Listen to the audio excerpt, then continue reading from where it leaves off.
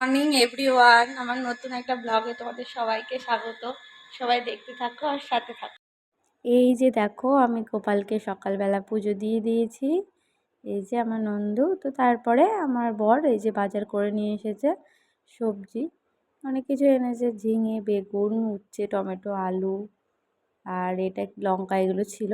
তো আর এনেছিল মাছ, দু রকমের মাছ এনেছিল।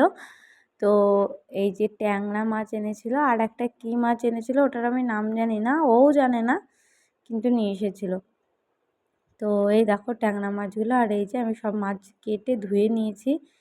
ধোয়ার পরে এই যে কিছুটা ওই যে আর এক রকমের মাছ যেন বললাম না ট্যাংরা মাছের সাথে, এই যে ট্যাংরা আর ওই মাছগুলো তো হাফ রান্না করেছি আর হাফ তুলে রেখেছিলাম। আর এই যে দেখো কুমড়ো ফুলের বড়া ভেজেছিলাম, 4টে ভেজেছিলাম, এই যে 2টো রেখেছিলাম আর 2টো আমি আর আমার ছেলে ভাজার সাথে সাথে খেয়ে নিয়েছিলাম, কারণ আমার ছেলেও এই ফুলের বড়াটা খেতে খুব পছন্দ করে আর আমিও।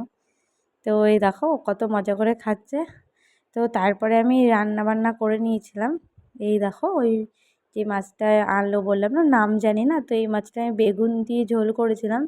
মাছটা কিন্তু দারুণ খেতে। আর এই যে ভেন্ডি আলু ভাজা, আর ভেন্ডি আলুর ভাজাটা আমাকে রোজই করতে হবে, কারণ আমার ছেলে খেতে খুব পছন্দ করে। আর এই যে ট্যাংরা মাছটা ধুয়ে হলুদ মাখিয়ে নিয়েছিলাম, এই ট্যাংরা মাছটা ওল দিয়ে আমি করেছিলাম, তো খেতে দারুণ লাগে ওল দিয়ে, ট্যাংরা মাছ দিয়ে। তো তারপরে আর ভিডিও করা হয়নি। আর এই যে এটা রাতের বেলা, তখন 11:30 মতো বাজে।